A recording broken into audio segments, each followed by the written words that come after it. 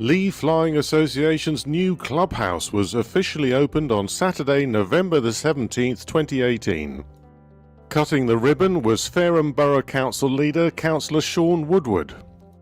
In a short speech to the assembled members of the LFA, he summarised the progress with the development of the airfield so far. He also outlined the planned additional improvements to Solent Airport's facilities and infrastructure. Since 2015, the Council have invested £30 million into the airport and its business parks. He pointed out that FBC is committed to investing many millions more in the years ahead. In the new clubhouse, the Lee Flying Association supplied a buffet lunch and refreshments. A raffle for a flight in a Piper PA-28 was held, and the lucky winner can now look forward to the experience. For a few hours the clubhouse was busy as those attending chatted about aviation and the airfield.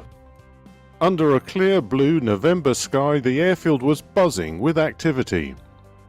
Visiting pilots arrived in a variety of aircraft. At one stage there were several aircraft manoeuvring and holding for departure while others arrived. People were queuing to buy refreshments at the cafe at 05, while others watched the proceedings on the apron from the viewing area. The future of Solent Airport looks bright, and it's thanks to the combined efforts of those who have given their time, energy and commitment to the vision of a busy GA airfield on the south coast of England.